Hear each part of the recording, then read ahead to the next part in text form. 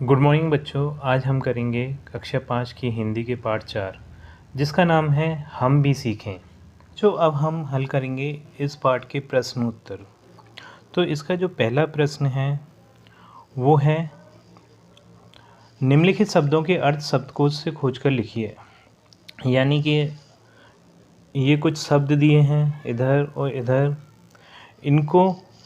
इनके हमें अर्थ लिखना है। जैसे पहला हमारा शब्द है हित। हित का जो अर्थ होता है वो है भला। यानी जब हम किसी की मदद करते हैं तो उसे हम हित बोल सकते हैं या फिर भला भी बोल सकते हैं। बच्चों यहाँ दूसरा जो शब्द है त्यागी, इसका अर्थ होता है त्याग करने वाला। इसका एक और सिंपल अर्थ ले सकते हैं हम, छोड़ना। जो व्यक्ति को छोड़ता है उसे हम त्यागी भी बोलते हैं। जैसे जो साधु महात्मा वगैरह होते हैं तो वो सांसारिक मोह माया को छोड़ देते हैं तो उन्हें हम त्यागी भी बोलते हैं। तीसरा जो शब्द है वो है पथिक। पथिक का मतलब होता है राहगीर, यानी रास्ते पर चलने वाला। ठीक बच्चों। चौथा जो शब्द है माया। माया का अर्थ होता है बच्चों दौलत या फिर धन। जो अगला हमारा जो शब्द है वो है तरु। तरु का अर्थ होता है पेड़। अगला जो शब्द है वो है वाणी। वाणी का अर्थ होता है बोली या फिर बोलना। अगला जो शब्द है खुशबू। खुशबू का अर्थ होता है सुगंध। अगला जो शब्द है बच्चों पिछड़ना। पिछड़ने का अर्थ होता है पीछे छूटा हुआ या फिर पीछे होना। जैसे कि हम पढ़ाई में पीछे रह जाएं या फिर पैसों में पीछे रह जाएं या फिर समाज के रूप में पीछे रह जाएं, उसे भी हम पिछड़ना बोल सकते हैं बच्चों। ठीक बच्चों। जो अगला शब्द है, लास्ट जो वर्ड है वो है अनपढ़। जो इसका अर्थ है जो पढ़ा लिखा ना हो, अर्थात जो ना तो पढ़ सकता है और ना ही लिख सकता है, उसे हम क्या बोलते हैं बच्चों? अनपढ़। तो अब हम देखते हैं प्रश्न नंबर 2 को।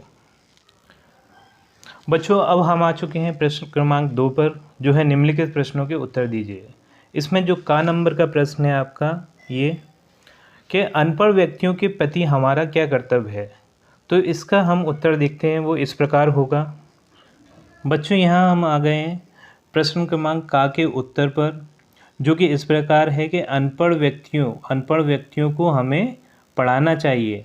हमें अनपढ़ व्यक्तियों को इसलिए पढ़ाना चाहिए बच्चों क्योंकि वो पढ़ लिख कर एक योग्य व्यक्ति बन सकें और वो समाज में आगे बढ़ सकें। अब हम चलते हैं प्रश्न क्रमांक खा पर। बच्चों अब हम हल करेंगे खा नंबर का प्रश्न, जो कहता है धरती से हमें क्या क्या प्राप्त होता है। अब हम इसका उत्तर। बच्चों प्रश्न क्रमांक खा का जो उत्तर है वो है इस प्रकार, धरती से हमें भोजन पानी आवास आदि प्राप्त होता है। धरती हमें क्या क्या देती है बच्चों? खाने के लिए भोजन देती है, पीने के लिए पानी देती है और रहने के लिए घर देती है। तो धरती से हमें बहुत कुछ चीज़ें मिलती हैं जैसे कि भोजन पानी आवास आदि।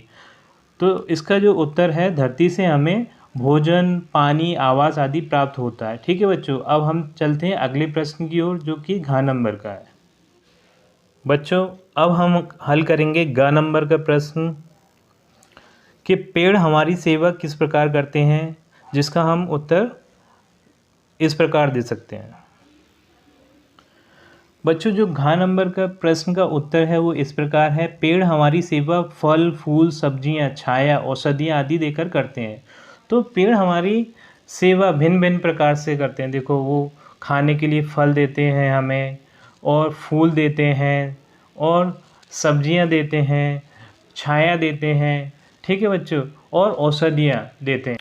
बच्चों अब हम हल करेंगे घ नंबर का प्रश्न, जो है पिछड़े व्यक्तियों के प्रति हमारा क्या कर्तव्य है। ठीक है बच्चों, अब इसका उत्तर देखते हैं।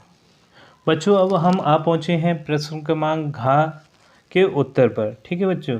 तो इसमें जो उत्तर होगा वो होगा पिछड़े व्यक्तियों की मदद कर उन्हें आगे बढ़ाना चाहिए। ठीक है बच्चों। जो समाज में आर्थिक रूप से पिछड़ गए हैं जो व्यक्ति, हमें उनकी मदद कर कर उन्हें समाज में आगे बढ़ाना चाहिए। ठीक है बच्चों, अब हम प्रश्न क्रमांक ड पे चलते हैं।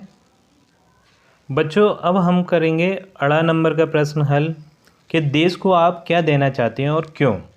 इसका अब हम उत्तर देखते हैं। प्यारे बच्चों, जो प्रश्न क्रमांक अड़ा का जो उत्तर होगा वो इस प्रकार होगा कि हम देश सेवा में अपना जीवन देना चाहते हैं। कवि ने प्रश्न में पूछा है कि देश सेवा को आप क्या देना चाहते हैं, तो हम देश सेवा में अपना पूरा जीवन देना चाहते हैं। ठीक है बच्चों, अब वो पूछ रहा है क्यों।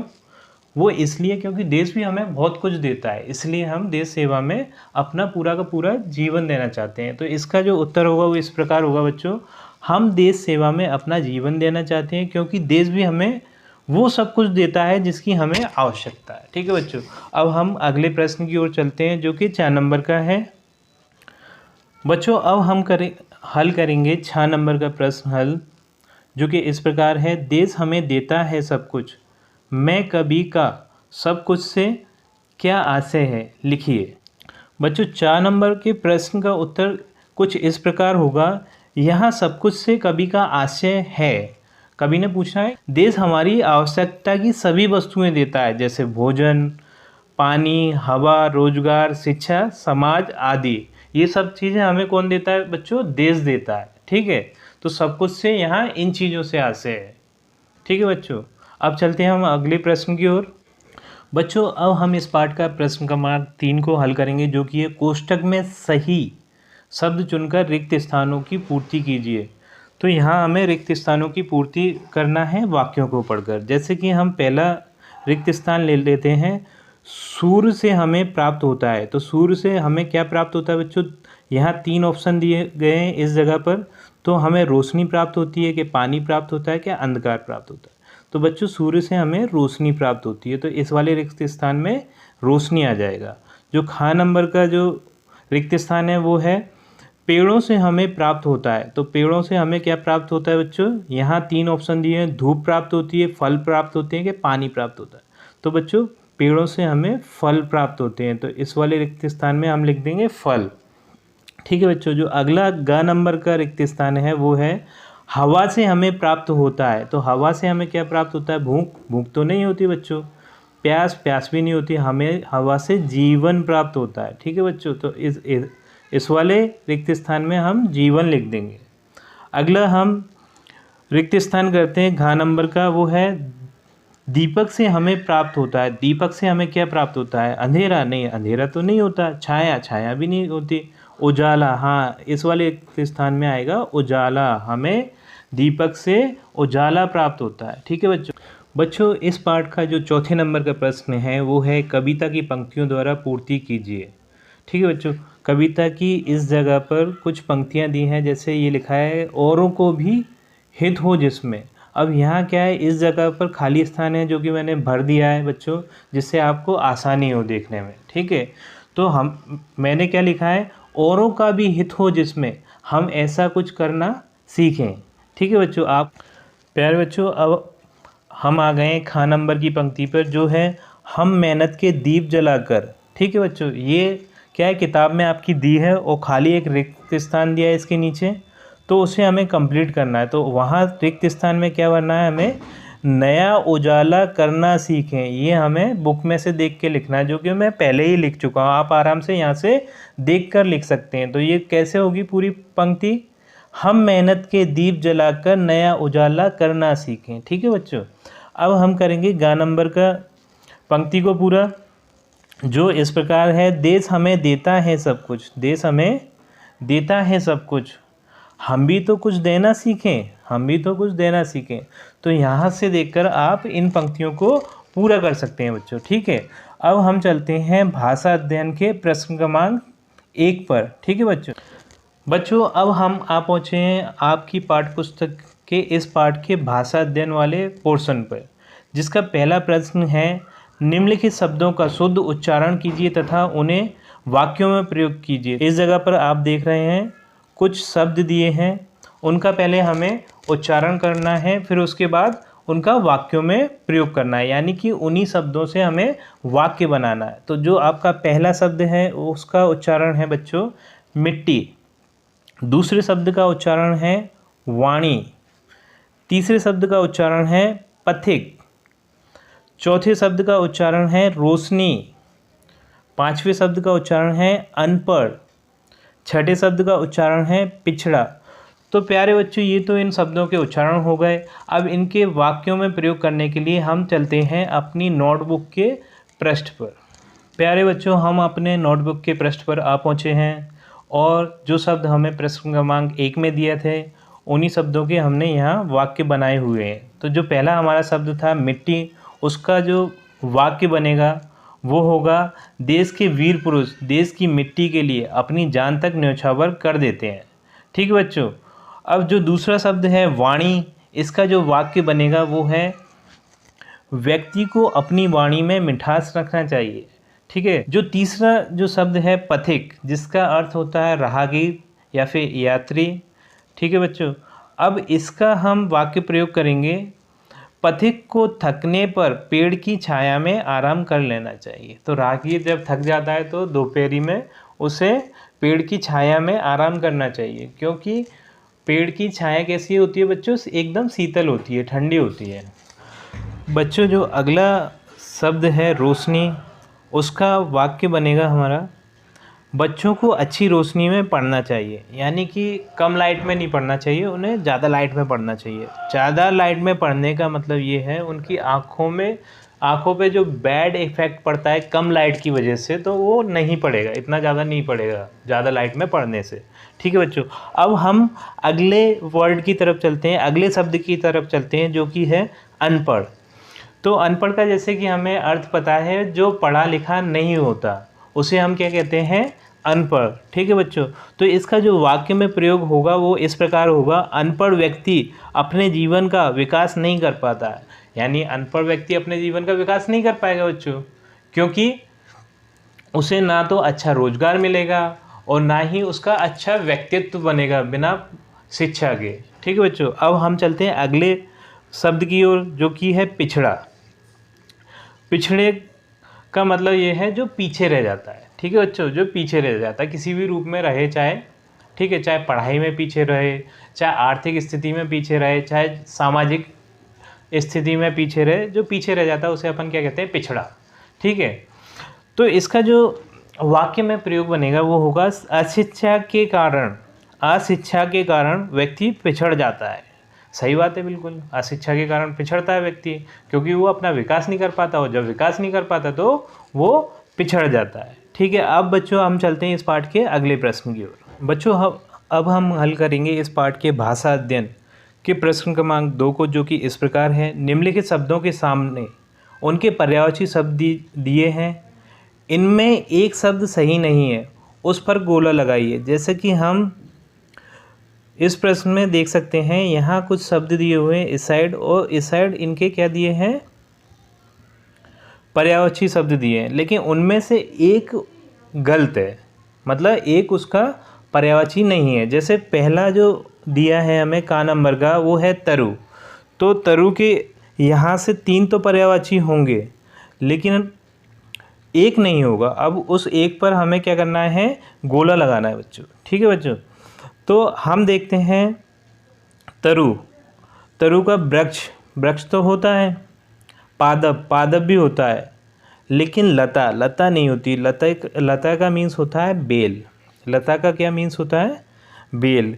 इनका तीनों का, वृक्ष, पादप और पेड़, इन सब का मतलब तरु ही होता है। ये सब तरु के पर्यायवाची हैं, लेकिन लता इसका पर्यायवाची नहीं है। तो यहाँ हम लता पर गोला लगा देंगे बच्चों। ठीक है। अब अगला हमारा जो है वो है धरती। तो धरती में जो ज़मीन है वो भी धरती का पर्यायवाची है, पृथ्वी है वो भी धरती का पर्यायवाची है, और जो धरा है वो भी धरती का पर्यायवाची है। लेकिन भूधर है, भूधर धरती का पर्यायवाची नहीं है, क्योंकि भूधर मीन्स होता है अपना पर्वत या पहाड़। ठीक है बच्चों। अब हम अगला जो हल करेंगे वो है हवा। तो हवा में वायुयान नहीं है, यहाँ हमें पहले ही मिल गया, वायुयान हमारा नहीं है, क्योंकि वायुयान का मीन्स होता है एयरप्लेन। ठीक है बच्चों। एयरप्लेन या फिर जो वो विमान जो कि हवा में उड़ता है उसे क्या कहते हैं, वायुयान। यहाँ बाकी के पवन, समीर और वायु ये सब हवा के ही पर्यायवाची हैं। अब अगला देखेंगे हम फूल। तो पुष्प, पुष्प भी फूल का पर्यायवाची होता है। कुसुम, कुसुम भी फूल का पर्यायवाची होता है। फल, लेकिन फल फूल का पर्यायवाची नहीं होता, ये फूल के बाद की कंडीशन होती है। जो फल है वो फूल के बाद की कंडीशन होती है, ये फूल नहीं होता। ठीक है बच्चों, तो इसका उत्तर होगा हमारा फल। अब हम लास्ट वाला देखेंगे। लास्ट क्या है? सूरज।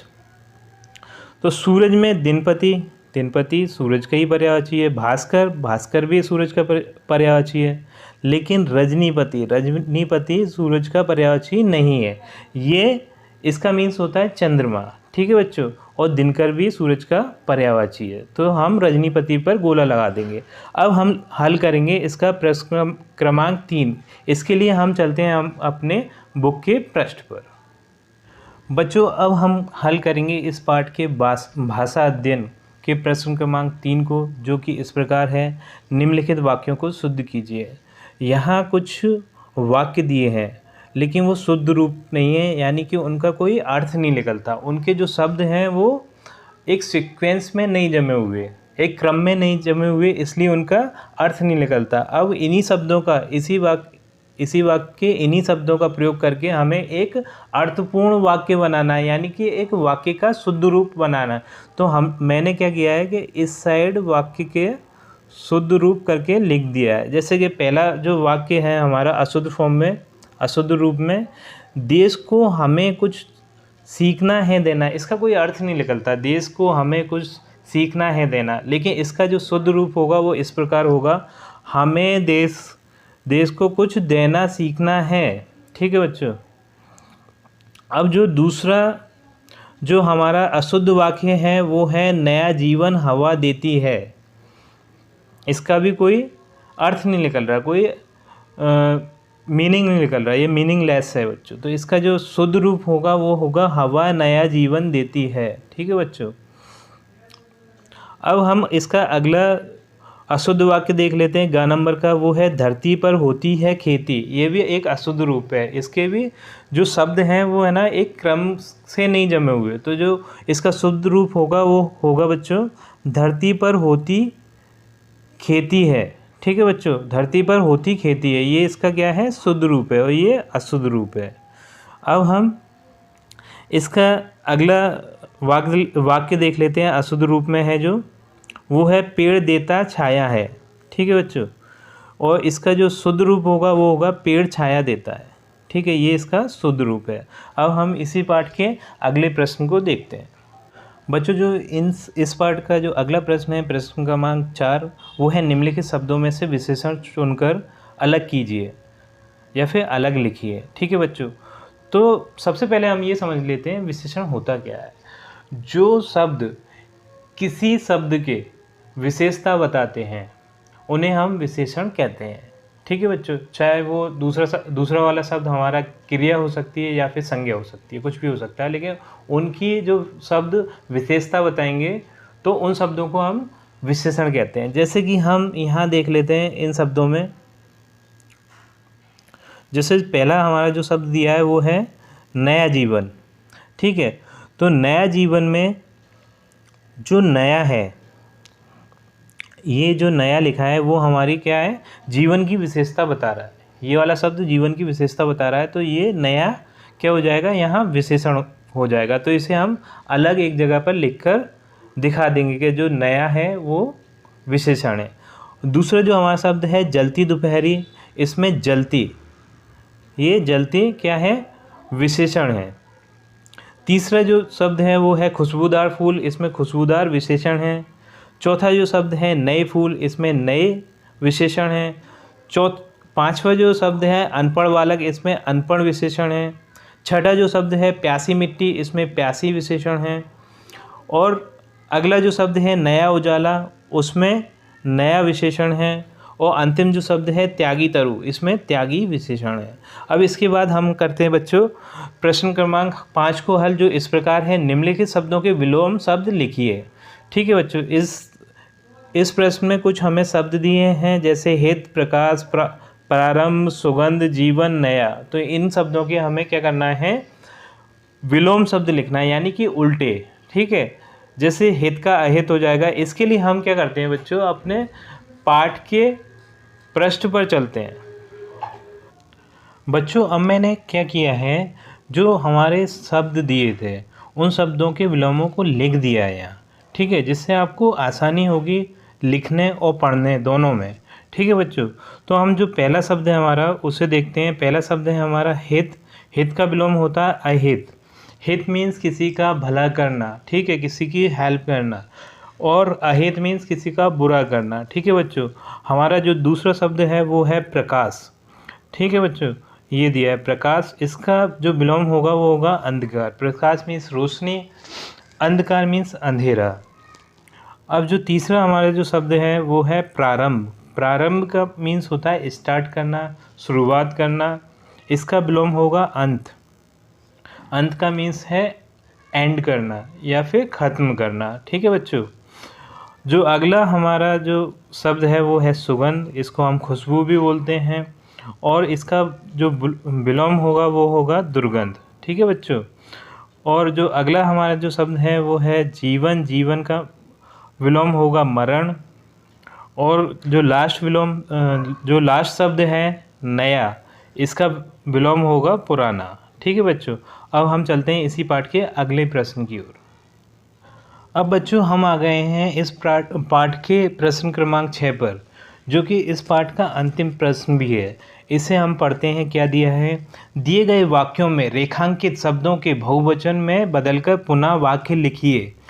तो हमें जो रेखांकित करके जो शब्द दिए हैं, जैसे ये पथिक दिया है, ठीक है बच्चों, तो इसका बहुवचन में बदलना है। पहले तो हम ये समझ लेते हैं बहुवचन क्या होता है। जब कोई चीज़ एक से ज़्यादा होती है तो हम उसे बहुवचन कहते हैं। जैसे खेत, तो खेत एक है तो वो एक वचन में आएगा। और तब एक से ज़्यादा खेत हैं, 2 खेत हैं, 3 खेत हैं, 4 खेत हैं, उन्हें हम बहुवचन बोलते हैं। ठीक है, एक से ज़्यादा कोई चीज़ होती है उसे हम क्या कहते हैं बच्चों, बहुवचन। तो पथिक को भोजन दो, तो इसका इन्होंने करके भी बताया, यहाँ एग्जाम्पल दिया है कि पथिकों को भोजन दो। तो यहाँ जो पथिक है वो एक वचन में है और जो पथिकों हो गया वो बहुवचन बन गया। ठीक है बच्चों, अब इसका दूसरा वाला हम वाक्य देखते हैं। राम खेत में पानी देता है। ठीक है, तो ये खेत जो लिखा है वो एक वचन में, और हमने इसका जो दूसरा वाक्य बनाया है ये वाला, ये तो वो उसमें हमने बहुवचन बनाया है। राम खेतों में पानी देता है। ठीक है बच्चों, राम खेतों में पानी देता है, तो ये खेतों क्या हो गया, इसका खेत का बहुवचन हो गया।